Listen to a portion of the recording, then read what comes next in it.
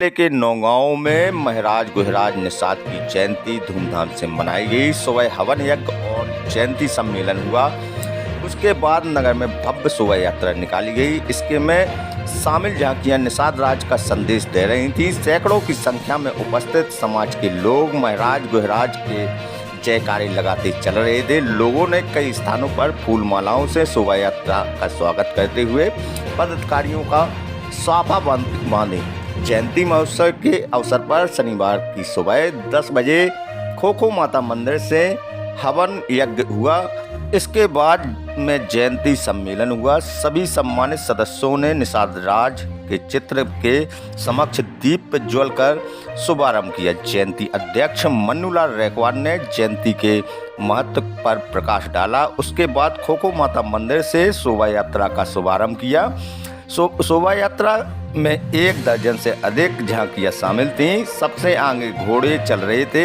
उनके पीछे भगवान वेद व्यास, महर्षि कश्यप, अवंती बाई लोधी, वीर एकलव्य, रानी दुर्गावती और अंत में महाराज गुहराज के मुख्य टोले के साथ लोग चल रहे थे। शोभा यात्रा मेन बाजार होते हुए खोखो माता मंदिर पर पहुंचकर समापन हुआ। इस दौरान सैकड़ों की संख्या में लोग उपस्थित रहे। कौन सा कार्यक्रम किया गया है? आज भव्य रैली निकाली गई है, क्या कार्यक्रम रखा गया है? आज हमारे वंशराज पूर्वज महाराज गुह निषाद राज जी की जयंती थी, जो राम भगवान के सखा हैं। उनकी हर वर्ष की भांति माजी रैकवार महासंघ नौगांव द्वारा 21वां वर्ष बड़े हर्षोल्लास के साथ में जो हमारे पूर्वज हैं उनकी सभी की झांकियाँ निकाली गईं। जैसे कि हमारे महाराज गुह निषाद राज जी श्रृंगेरपुर के जो राजा हैं उनके साथ में निषाद राज जी केवट जी, जिन्होंने भगवान जी को जब पार लगाया था, उन्होंने कहा था इस पार हम आपको लगा रहे हैं, उस पार हमको उतराई मिली थी सीता माता से। ऐसे हमारे केवट जी और कालू कहार हमारे जो तीरंदाज कहे जाते हैं, जैसे एकलव्य द्रोणाचार्य जी ने उनका अंगूठा धोखे और छल से ले लिया था गुरु के प्रति समर्पण भाव से।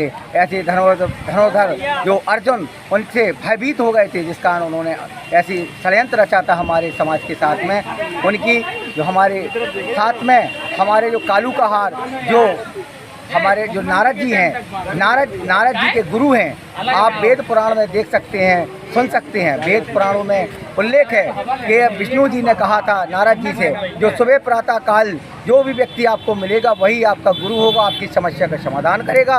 और कालू कहार मिले और उन्होंने उनकी समस्या का समाधान किया। उसी तारतम्य में हमारी महारानी सत्यवती जो कौरव पांडु की जननी हैं और शांतनु राजा की पत्नी, जो कि ये आपको सभी विदित है, उसमें उल्लेख है। हर ऐसा कोई ग्रंथ नहीं है जहाँ पे हमारे रैकवार समाज का उल्लेख नहीं है। जैसे कि केवट जी कहे जाते हैं कि पहले कश्यप अवतार था उनका, कछुआ का। वो बार बार भगवान की चरण वंदना के लिए जाते थे। मातृशक्ति ने भी बढ़ चढ़ कर भाग लिया है इस बार, क्या कहना चाहोगे? हमारे मातृशक्ति हर बार बढ़ चढ़ के भाग लेती हैं और मातृशक्ति ने अपनी वीरांगनता दिखाते हुए कि हम सभी का मान सम्मान करते हैं, इज्जत करते हैं और वक्त आने पर हम महारानी लक्ष्मी बनकर अपनी हर समस्या का समाधान भी कर सकते हैं। ऐसी हमारी वीरांगना बनके हमारी मातृशक्ति निकली रानी लक्ष्मीबाई की झांकी के साथ में।